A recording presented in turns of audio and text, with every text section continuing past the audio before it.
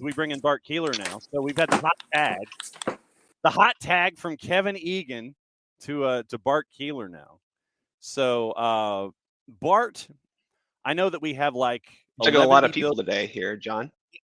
Well, no, but that's like, well, dude, you know the roster for this week. You know, I know how crazy. I know. But we got a lot of stuff to talk about, and I guess we could start with She Believes. And because we've got She Believes, we've got what's going on with the U.S. national team, we've got the Canadian national team, we've got Atlanta United coming up. So I guess we can start with She Believes and work our way forward. Takeaways for you from She Believes. This Mallory Swanson person that has ended up on the roster. I don't know where she came from, but Vlatko has really found something in Mallory Swanson. You know, it's like wherever she was previously, I'm glad Vlatko found her because Mallory Swanson has been pretty decent these last couple of matches. Yeah, Dansby Swanson scouted her pretty well, so that's where she came from. Yeah, I think my biggest takeaway is reassurance that we have legitimate game-changing players in our front line. Like players that no other team has or B can cope with, right? If we can get them in space, they will cause problems for a lot of teams. And that is a plus, right? That's something that if you're going into a tournament and as we saw against Japan, you're a little bit under pressure, you're not able to fully build out of the back very well, which there were reasons for that I fully blame Vlatko for, but they weren't necessarily tactical. They were personnel issues. But being able to just very quickly go from defense to the forward line with one little ball over top and then a quick pass through to score a goal, that'll help you when a game isn't maybe going your way. And that's the big takeaway specifically from that Japan match. I think from the Canada match, it's kind of a continuation that we've seen from this US team for a while. And it's that against really good teams, we're able to press them high up the field, create turnovers, and create scoring opportunities from those. Obviously, there's a lot of qualifications and I don't want to say excuses, but excuses, if you will, around that Canada team. But you know, the U.S. women had to deal with that back in October, and no one gave them a whole lot of leeway with their performances against England and Spain. So I think that you have two games against two top teams. You have not conceded a goal, and you scored 3. That's the plus. After the match, Mallory Swanson said, quote, "I just think the level needs to be higher." Where would you agree with that? I do, because I think the issue right now is that the Canada game was good. The first 20 minutes were very high intensity. Obviously, you got a couple goals out of that. You created a lot of turnovers from Canada. The second half kind of just fell off. I think that's also just the nature, unfortunately, of some of these She Believe matches where we were up 2-0 at halftime. Again, we knew Canada wasn't super interested in playing that game.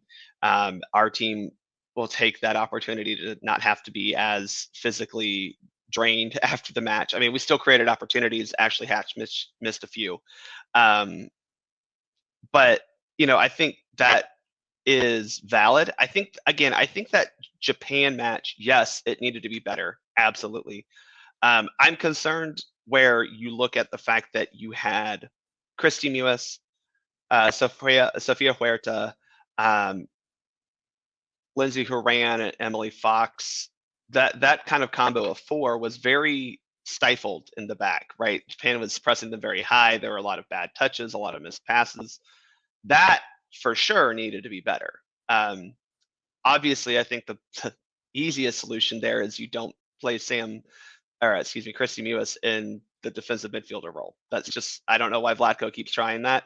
That's not her position. That's not where she needs to play. Of all the things that Vlatko has done that infuriate a lot of people, the one that infuriates me the most is why we're trying to people who are not defensive midfielders at the defensive midfield role just so that they can have an excuse to be on this roster. And that's really annoying.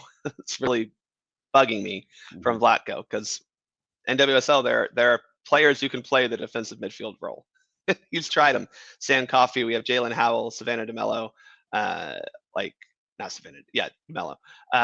There are players in the league that can play that sixth position, and he just hasn't given he is not investing the time into them that he has players who are not defensive midfielders for some reason. And so that Japan match for the first 60 minutes was kind of a waste, because we're playing with a woman at that position who I don't know why she's there and if she should ever be there again. Granted, we got the win, so that's a plus, but it was really bad, and I really do think that Krista Mewis was, as good as she is on the ball and making passes, she's not good as a defensive midfielder, and that position is just so much different than an attacking midfielder or anywhere else on the field. The question from Will, or the thought from Will, is that he worries the team is playing hero ball. I'm guessing lobbing it forward and just trying to sit there and it's like, hey. Well, no, I mean, yeah, you saw that against Japan because we were forced back and we were unable to build out of the back. So hero ball happened against Japan because we didn't really have any other options. But we still, once we broke out of Japan's press, we were trying to create good offensive opportunities. But also, kind of that's how these players up front play. I mean, Mal Swanson carries the Chicago Red Stars throughout much of their season. Lynn Williams is able to take players on and beat them 1v1. Alex Morgan is fantastic as well in that. So, I don't know if necessarily I would call it hero ball. I think it's a little bit more NBA isolation ball. But they were still trying to create together. It was just, again, the problem was Japan, we were stuck back. And I don't think we've seen hero ball from this team. I think we've seen complacent crossing a lot from this team, but that's different than hero ball. Abby wants to know how full the stadium was. She knows how hard it was being a holiday weekend. I'm reluctant to give too much credit to Nashville for anything. So, but it was fun. Okay. Outside of the, as he gets the snicker going, Ropes wanted to know in the overall, what did you think of Lynn Williams' game on Sunday? She's still a player who is coming back from injury. I mean, she started for the first time and it looked a little bit, her decision-making was a little slow. And that's where I could see, and again, against a Japan team who was ready to be up on you as soon as you got a touch on the ball, and if not before it, she struggled a little bit with that. But, I mean, it's hard to take too much from Lynn Williams when she's been sidelined with injury and she makes her first start.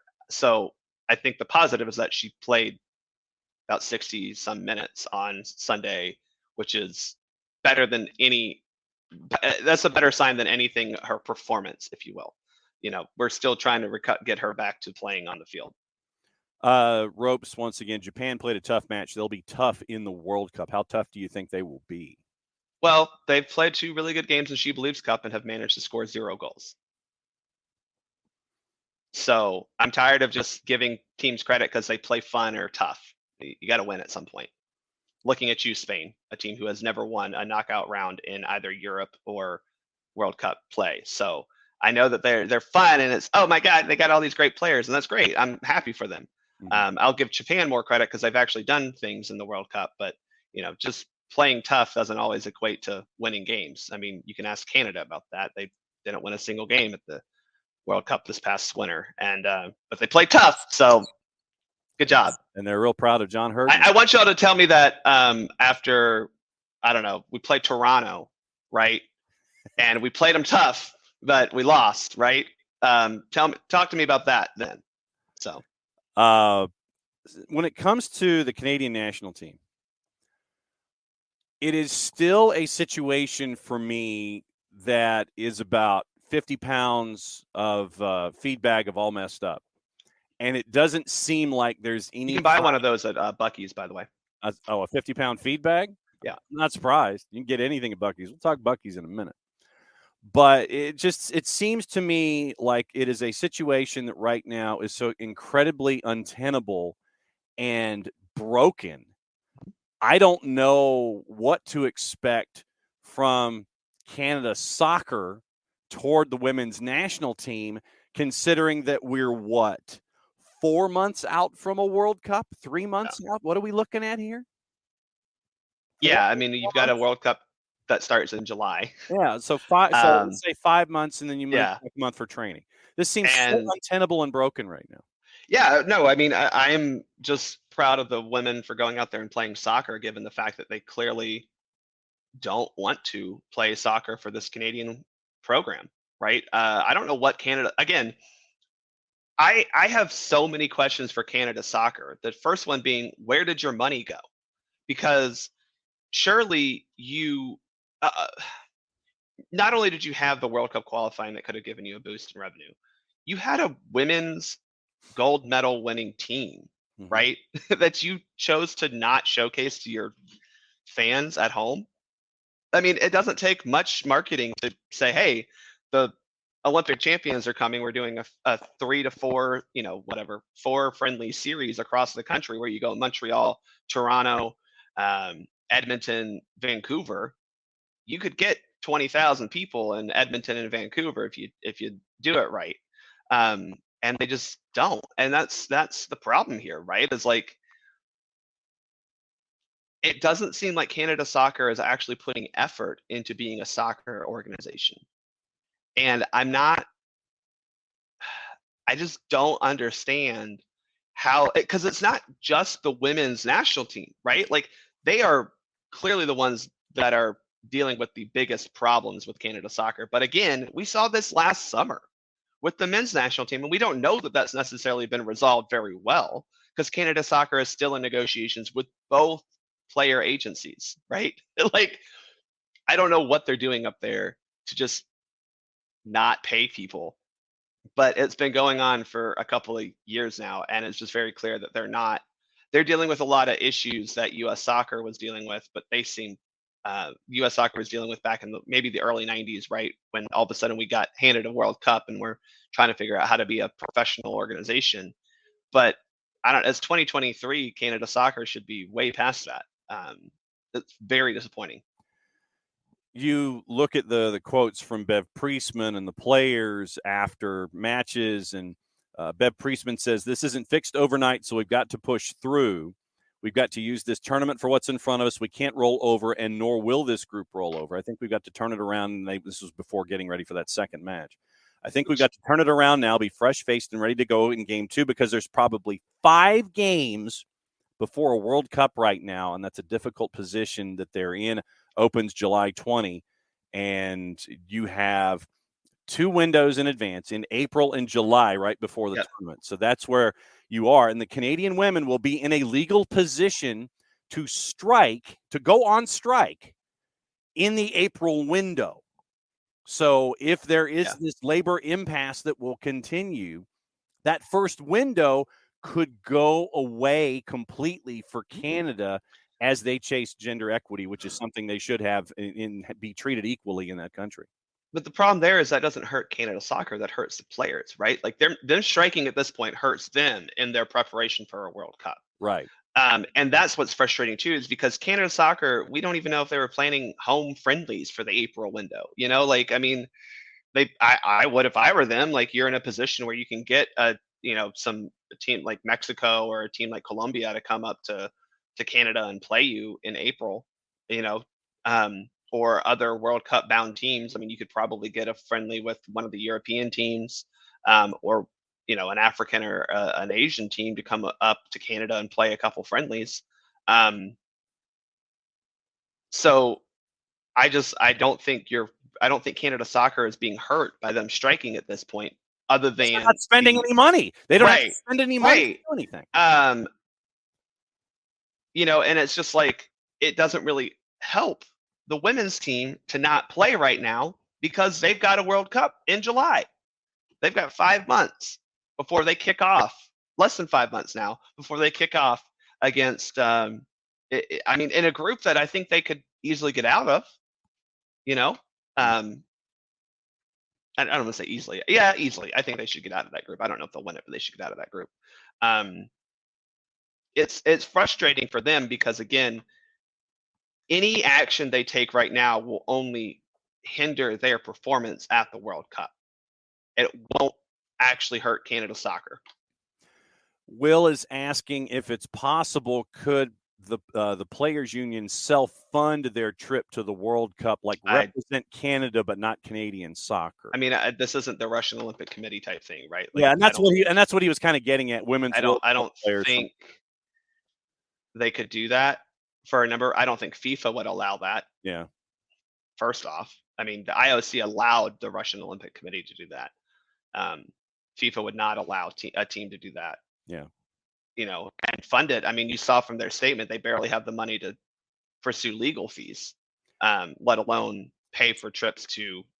I mean, I'm looking at trying to book flights to New Zealand right now, and they're not cheap. So imagine doing that for, 30 players and personnel. It's not going to happen. Because if I remember correctly, in Orlando, they flew coach, and they were supposed to have rooms for themselves in Orlando, but they ended up having multiple players in hotel rooms, if I remember correctly. Does that sound familiar? Yeah, I think that was one of the things. Which, I mean, to be fair, if that's a concession of like, hey, you've got a roommate, I still think that's something that like the players will acquiesce to, as long as the hotel is still good and they're getting paid for playing. You know what I'm saying? Yeah. I mean, it's not ideal, but like, I think at this point, even the Canadian players are like, we understand that there are certain things that maybe we can't do now. But again, have they been paid a dime since the start of 2022? We don't know that answer. Yeah. That is more important than just about anything else. But as we talked about earlier, there are massive discrepancies between how the men's team has been financially supported and the women's team, and that's a problem. Yeah. Will once again says it's a race to the bottom for the most dysfunctional soccer governing body in CONCACAF. We got some breaking news, John. Oh, we do? Can talk about that real quick if you want. Yeah, sure. Hang on. Let me see if the levels are appropriate to where I'm not blowing people out, because I know how this happens. So, all right, here we go. Breaking news, Bart Keeler. Miguel Berry has been added to the attack for Atlanta United. We have acquired him from DC United, and I'm sure everyone is super excited about this. Officially official. Yeah, we talked about Miguel Berry over the last couple of days when Stephen Goff first reported it. Looks like it's 250,000 in AM. Yes, we went over the numbers in DC. We also went over the numbers the previous year when he was in Columbus. And so I know that folks are probably looking for something in the middle to help out up top. And so we'll see where Miguel's fitness is. We'll see if he's going to be and how active he could be this weekend if he's available for selection. But Miguel Berry has been added to the Atlanta United roster for 2023. So, look, I just want to start this right now. Like, I think this is a perfectly acceptable signing to get a backup striker. Yeah, it is a backup striker, and you're hoping for. I mean, this, if you're looking for maybe Dom Dwyer type numbers, something like that, where he gets maybe 5 goals over the span of a season or something like that. You're looking for that kind of output. This isn't someone that you're looking to chase Golden Boot for. No, and again, I think that when you look at 150 base, that's nothing for a backup striker. That really isn't a lot at all. And if you're saying, oh well, it could be up to 100 in incentives. Well, if he hits those. I'm going to assume that that's good for also Atlanta United. That probably means we're in the playoffs, right? Yeah. I think obviously this is not the guy. He may, to be fair, he may start Saturday. I don't know. Yeah. So we don't know what Georgios's visa status is. Yeah, we don't know GC, and so they're But it's very clear, and this is the unfortunate reality that it just is very clear that the club doesn't fully believe in Jackson Conway right now. You saw Machop Chol getting starts at the striker position during the latter part of preseason. And that's just sad because, you were kind of hoping that Jackson as a homegrown could fill at least the backup striker role. And it's pretty clear that that's what's happening, that they don't feel like he is at the level to be a backup striker. So now you have to go and spend 200, 250 in some sort of AM to find a backup striker. Well, And granted, Barry's not a bad, like, I think that's, again, I think it's a perfectly acceptable backup striker. He's going to be making the veteran minimum or whatever it is. Or is he a supplemental? Yeah. Um, those are, that's perfect. That's not affecting your salary budget much at all. Like that's great. yeah. And I think what this does also is this reinforces to Jackson Conway, okay, you've got competition now. And you had competition with Machope coming in from someone who can play multiple positions with Machope Joel. We've seen him on the left in Chattanooga, saw him in the middle at points during the preseason, and we don't know his injury status. Jarrett and I talked about this in hour number 1. You don't know if Machope had to leave the match against Toluca. You don't know what his injury status is. So this gets you protection on one end and competition, once again, experienced competition in Major League Soccer on the other end for Jackson Conway for that backup striker position. So this is once again, waving a flag and going, okay, Jack, it's time. You gotta show what you're made of. Well, I mean, that's the positive way to look at it, John, for sure. So I gotta be honest. I just think we've given Jackson a lot of opportunities, and he hasn't fully taken advantage. I mean, granted, he still has one of my favorite moments in Atlanta United history when he scores the game-tying header up in Nashville. What was it, 2021? Yeah. And listen, that holds a special place in my heart because those Nashville fans were so arrogant about beating us, and then we end up drawing them, and it was the best. I was like, this team was in shambles, and yet somehow we get a point out of it. It was fantastic. Yeah. Okay. So I mean, like I said, this is why we have the discussions that we do, to present everything in their context, to present all possible angles to any kind of a situation. But Miguel Berry's here, and he's going to be he should be a part of the Game Day 18 to see what it is and how he integrates coming up over time. Abby, back to our Canada discussion. Abby said they should be able to find a lawyer who would do it pro bono. I would anticipate that there is someone who would want to jump on that case and sit there and take it, who is of that like a Gloria Allred type, who might be a Canadian lawyer who could jump onto something like that. But you still have other fees that involve that are outside of just paying a lawyer, right? Yeah. And you've got to have people sign up to pay for those as well. Mm-hmm. So we know what the salary situation is for women's soccer players. Most of these Canadian women's team players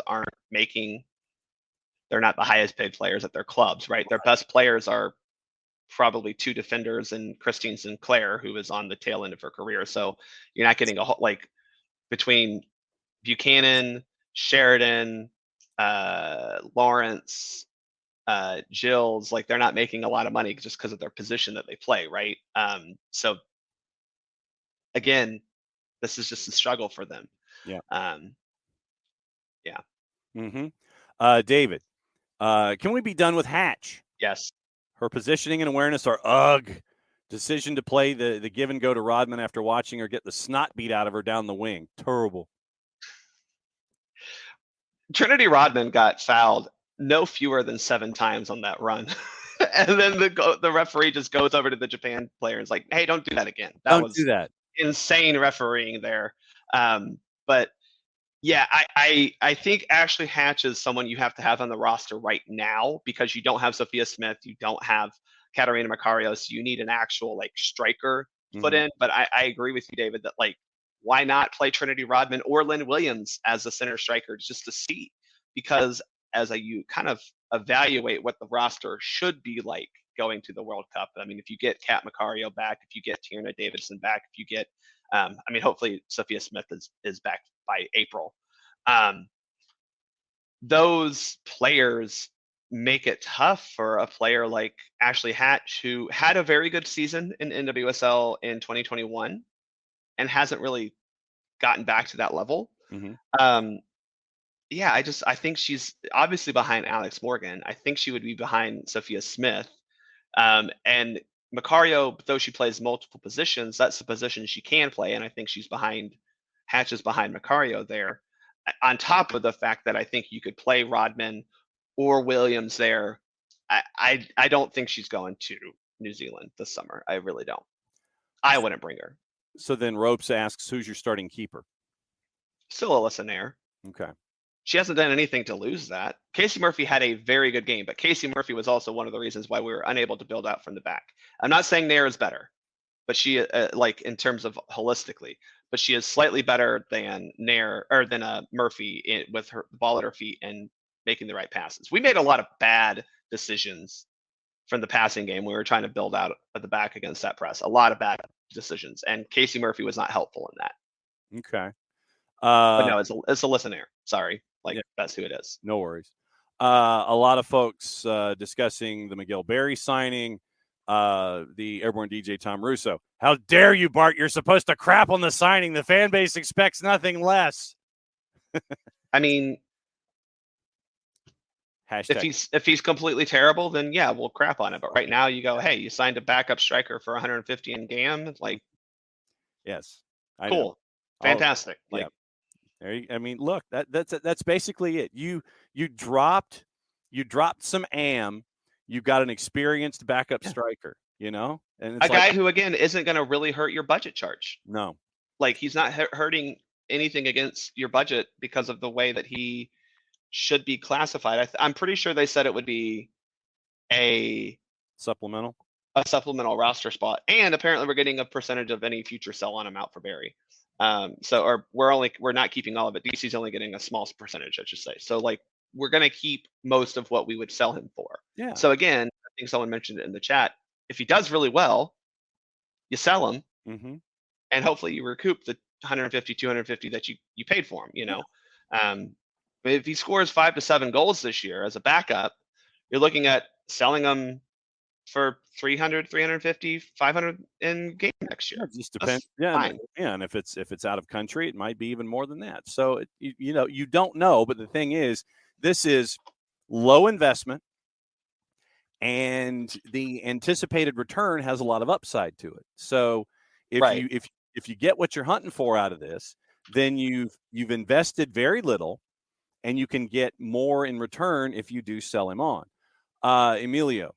On Jackson.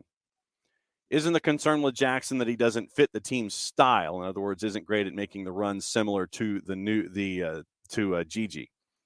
I mean, the thing about Jackson is that he needs to be more clinical, and he's had chances, and he just hasn't had he just hasn't converted them. He needs to be more clinical in the attacking third, and I think that what you've seen from Jackson in the preseason this year, I think you've seen him help out defensively. You've seen a couple of moments where, and I want to say in the Toluca match, where he's had the presence of mind and has made the pass that you're looking for in transition, those kinds of things. But you're looking for that to be more consistent over time. So I think that he fits what Gonzalo is looking for in that position, and with that body type, obviously it's a different expectation than, say, Luis on the wing or Etienne or Barry on the wing. It's just that first off, he's just got to be more clinical. That's the bottom line. You have to finish your chances when Jackson has them. Yeah, no, I agree. I think that he falls a little bit more for me in the he's like somewhere between Joseph and Cisneros. Yeah. And the fact that like he is more willing to make forward runs, but he can still be a guy who isn't afraid to get the ball at his feet and link up play.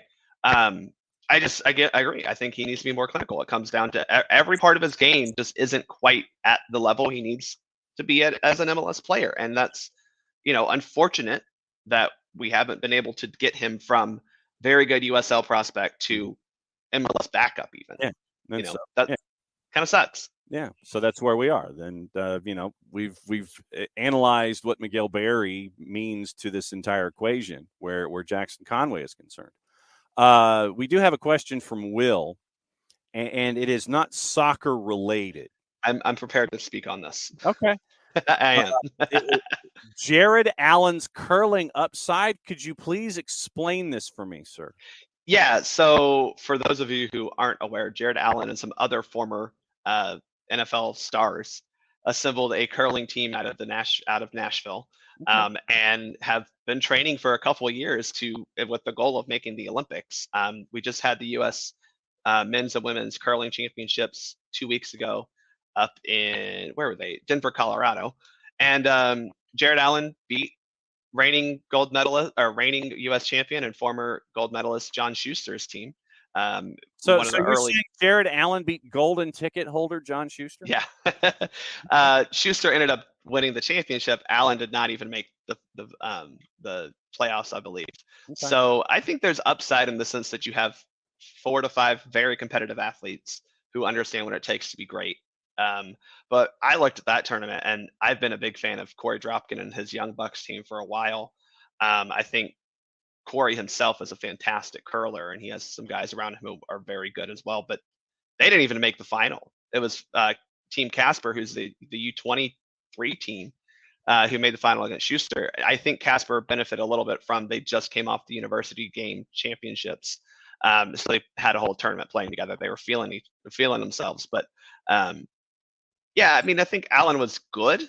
It was nice to see new blood. I think U.S. curling has had the same teams kind of rise to the top every single championships with Schuster, Dropkin, and Ruonen, who seem to be there all the time. So it was nice to just see another name involved. But I don't know, that Casper team looked very competent in their run to the final and beat some good teams on their way. Okay, so Will is saying that what he's getting out of this is U.S. curling is deep right now. No, I don't think it's deep. It's not Canada. It is definitely, I think, deeper than a lot of the other countries. I mean, I think you've got Sweden with the Dean still going, but Sweden has some good teams behind them. Their youth teams have been good. Scotland's always going to have decent youth teams, but U.S. curling needs to just leverage the thing that all the other U.S. sports leverage, is that we have a lot of people with a lot of access to sporting infrastructure in this country. And again, Allen and his rink are from Nashville, so we have the ability to find different players and different teams all across the country, and they need to leverage that, because you don't have that in Scotland, in Italy, in Sweden. We are getting there in terms of depth, but no, we're not that deep, I promise. We have 3 teams that are pretty decent. We have 1 team that's elite, and then we have 2 teams that are pretty good. Okay. So yeah. Okay. In the whiplash that is this show. This is no. This is the perfect conversation. I'm enjoying this. Let's talk curling all day. I'm good with this. Well, I mean, you've got the women's Canadian championships going on right now. You got the Scotties going on up in CANWNT, British Columbia. Gentle reminder that the UK would never win a medal in Olympic curling if it were not for the fact that they were absorbing Scotland into the team. If Scotland got to play as a separate team, I don't know if either one of them how they would medal. Scotland would medal. Yeah, they get all the curlers come from Scotland. Yeah, UK would not be medaling. No. England playing under the King's flag would not be medaling. No. The only reason they get a medal every Olympics is because they absorb Scotland into their team as the UK. Yeah. England has not, because on the curling circuit they play as Scotland, as we see that a lot in other ones. England isn't like that. Flag is not on any tournament leaderboards. They have a couple. I think they get some mixed doubles in there.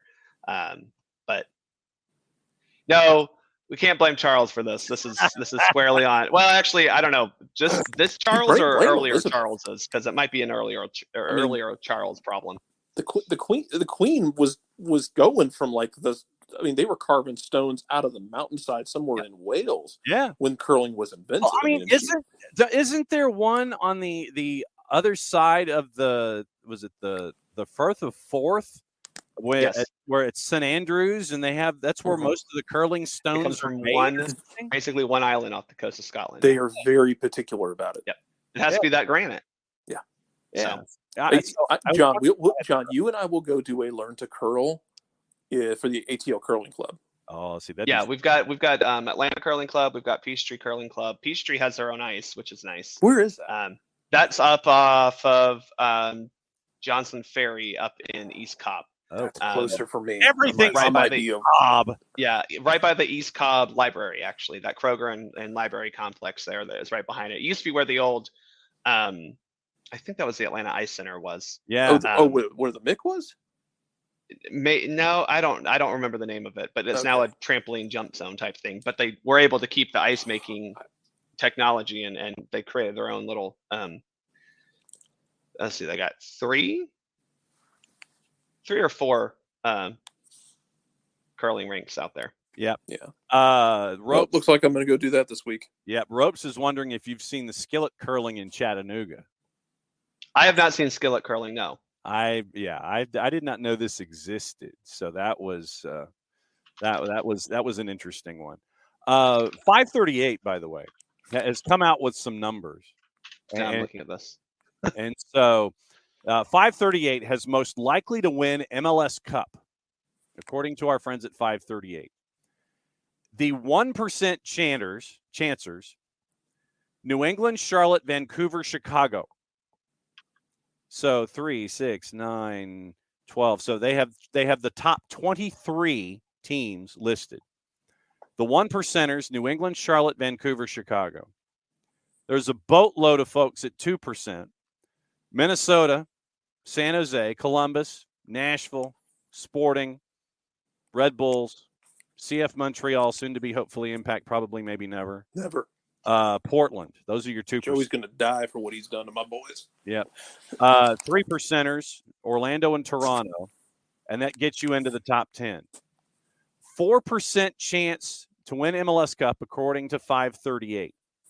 Dallas, Seattle, Cincinnati. That gets you into the top 6. 5%ers, Austin and LAG. That gets you into the top 4. Atlanta United, according to 538, is number 4 with a 6% chance, and they are ranked 3rd in the Eastern Conference. NYCFC is number 3 at 11%, and then it's chalk for 1 and 2 with LAFC and Philadelphia. LAFC, 538 has them poised to do back-to-back at 17% and Philadelphia at 15%. So your top 5, your top 6, LAFC, Philadelphia, NYC, Atlanta United, Austin, and Los Angeles Galaxy. That's your top 6, according to 538. New York City being the 3rd best team on those is that's a hell of a choice for a team that has lost a lot. Yeah. Since they last won a title 2 years ago, which feels like a long time now. I know. To be honest, that's a hell of a choice. Mm-hmm. And we'll have Glenn. Yeah, you got to remember that they may. I mean, we're getting the same treatment that NYCFC is getting. Is that people just assume we're good? Yeah. We'll have Glenn Crooks on at 9:05 tomorrow morning, batting lead off to talk NYC, by the way. But yeah, those are your numbers. Those are your numbers from 538 and their math. So that's driving. Yeah, Ricky is absolutely correct. Driving that traffic to the juice box windows with 538 in the numbers. Yeah, and how is NYCFC that high? That's the question. I think Atlanta is on the other side of that tunnel of rebuild, though. Like NYC is going into that tunnel of, oh God, what happened to this team that won a title? It's all gone. Why is there so much blood? Why are there pieces of NYC everywhere? Whereas I think Atlanta has come out of that tunnel on the other side with greater expectation. Yeah. So, NYC ranked in the top 5. So Abby has notes about Wild Leap and the Twitch pitch. We'll go over them before we leave today about getting tickets and bringing socks and things like that. We'll go over the particulars of the Garth Lagerway conversation that is tomorrow afternoon at Wild Leap, the one in the Gulch, or near the Gulch, not necessarily in it, but near it. So we will get into that as we finish up the show. Bart, what else is on your mind this morning before you have to go back into the real world? I want to reiterate that Canada Soccer needs to get its act together. Yes. Mhm. I don't know what. Again, my question just goes back to, where'd your money go? Mm-hmm. Yeah.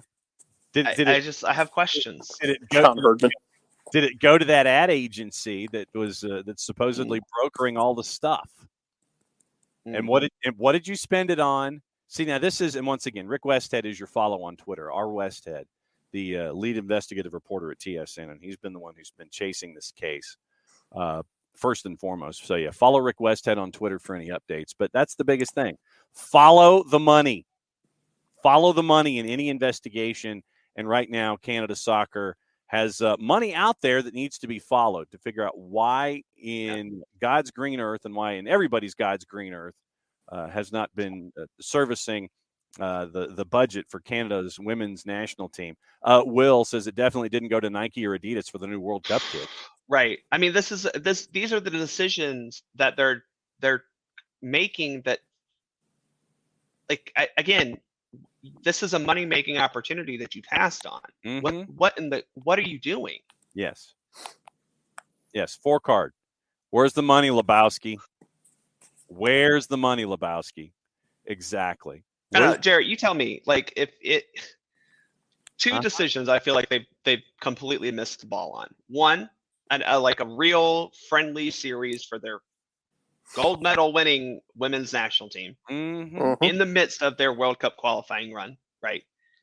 That is money they left on the table. And the jersey opportunity. I mean, anytime you have new jerseys for the World Cup, if they're good, people will buy them. Not what Nike put out for the US, but what you can normally expect from that. Why?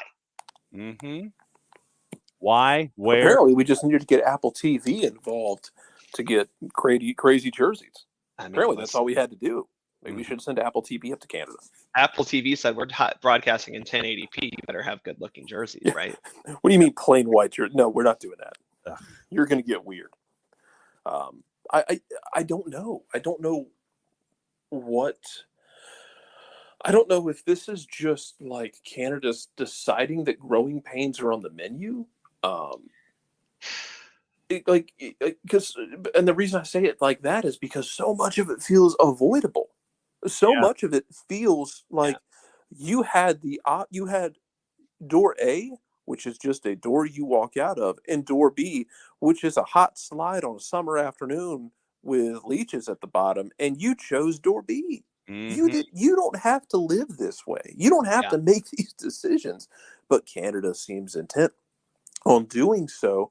And then just the kind of overall radio silence in response to everything that has happened with the women's side. We're playing under protest, and I get it. Like you to an extent, from a PR perspective, you don't want to dig the hole deeper, but you have to do something. You have to say something. Yeah, and the more you say nothing, to have great sentence structure here, the more you say nothing, the more guilty you look. Because if you don't come out and defend your position, even if your defense isn't the best defense, at least you're defending your position. We're seeing no defense of the position from Canada Soccer, none from CSB, and it's a bad scene right now. It really is. So that's why you got to see a lot of folks wearing purple, and I know that you will see folks continuing to wear purple as it goes. But so that's where we are. Programming question, Bart. When do we get to see the next SoccerForUS POD? Well, probably after the SheBelieves Cup, so we can kind of take stock of what all happened. Obviously, we have a game tomorrow against Brazil, which should be fun. I mean, I think Brazil's been an entertaining team to watch this tournament. Maybe not particularly all that good. We talked about it earlier, but they did not look the better team against Japan, even though they won. Right. They got blasted 2-0 by Canada, even though they played some good soccer. They're kind of going through a transition moment as well. They obviously Marta's still playing, but this is going to be the first World Cup without Formiga, which I think she's been playing soccer since the dawn of time, so that'll be tough to miss. Yes. I'm interested to see how we play against Brazil. This is my other takeaway, John, that I forgot to mention. Vlatko, we don't need to rotate Like, I know we're planning rotations to like deal with the World Cup. Don't rotate. I understand some is going to be inevitable, but find your best 11 and play it. Yeah. We saw what Serena Vigman did with England this summer, and England is very talented up and down their roster. She kept her 11 and made subs when needed. Yeah. So what he said was he wants it to be as full strength as possible, as long, like also working with the medical staff to make sure that like players aren't overexerting themselves. So hopefully we see on Wednesday a close to full strength squad. I think Rose Lavelle will most likely be kept out. I know they said that it's just a minor muscle strain, and hopefully she's ready for Wednesday. I don't think that it makes sense to play her now. And honestly, I think if you play Sanchez again, that's probably good. That is a player that I'm okay with replacing in a lineup at a World Cup, right? Like, she's a little bit more dynamic. She gives you a lot of things Roosevelt does. So if Sanchez plays, but everyone else is as full strength as possible, that would be awesome. I would love to see Cook and Gurma again in that back line. But I think your fullbacks right now, gosh, Crystal Dunn on the left still, I hate to say it. Emily Fox on the right, that seems to be your best back line. But you need to play a real defensive midfielder. Put Andy Sullivan in there and just let's run, because I'm tired of Vlatko trying random people to play defensive midfield. Okay, two other things that just popped into my head, and one of them, ropes, is brought up in the timeline. Crystal Dunn told GQ magazine, quote, that it hurts at times, end quote, having to switch from her favorite club position in midfield, quote from the article. It's been a massive burden on me to switch who I am given the team that I play for, and it's something that I only go through. It's really hard to speak about. I think it's hard because I'm the only one who has to do it. I step into camp and I feel like I lose a part of myself. I no longer get to be Crystal, who scores goals, assists, is this attacking player. I step into an environment where I have to be world-class in a position that I don't think is my best position, but I've owned it. I've made it my own, and I've tried to create it in my most authentic way, but I don't love it. I love playing, and I love competing, so that brings me up to the level that I need to be at, but it's really hard when I look around and I'm like, well, no one else has to do this, and I'm the only person who does not stay put in one position and always has to change given what my coach thinks of me. Then Vlatko was asked about what Crystal said, quote, Crystal has not expressed it with me recently. It's a choice. Nobody's forced to play on the national team. Nobody's forced to play in any position. And every time I've talked to Crystal, she just shares how much she enjoys being on the team and loves helping the team being successful. So obviously, as a coach, I'm happy to hear that, and I'm happy to help her in the position or the task that she has to do, end quote. I think we were all hoping that with the change in coach, we would see Crystal Dunn play in her preferred position. I think it's really sad that she hasn't been able to, because I do think she could give us a new layer of talent in that midfield that we literally have not seen for a decade. You know, I mean, we haven't been able to use her there. Bot alert, I think. It is frustrating. I understand. I can imagine for her, because she is a fantastically gifted midfielder. I think the catch-22 is she's also a really damn good left back. And you know, her biggest flaw is that she's a really good soccer player no matter where she goes. And you know, it is unfortunate we haven't been able to see, I think, her at her best for this women's national team. That said, she really does great things at the left position for the U.S. women's national team, and she's done that for such a long time. And I would have liked to see her play somewhere else, but she does make us better in that position. Last question for you. And this is because it's like things will pop up in my head and it's like, oh yeah, I got to ask about this. If you're Nike right now, what are you thinking with the lack of inflation, proper inflation with the soccer balls at this tournament that we've continued to see? Oh, so apparently that it was a gauge that was faulty. That's really what it was. But yeah, Nike can't be loving the fact that like they're getting all their balls switched out because they're not inflated enough. Oh, too many comments. I don't know. Yeah, I don't know. Must not. If Tom Brady is overseeing, equipment management for U.S. Soccer now, but Meg Linehan reported that it had something to do with the pressure gauge they were using. I pressure don't know if gauge. that's the refs or the equipment staff for U.S. Soccer, but it's annoying. Yes, quite. All right, so we will catch up with you as we go. Your plans for the remainder of the week, sir? Well, there are some games going on today, tomorrow, and Thursday that I'll be watching. Yes. I haven't decided which ones I'm doing. I might just do kind of pick whichever one happens to be the most important and highest scoring at that point. I don't know if I'm interested in Real Madrid-Liverpool today.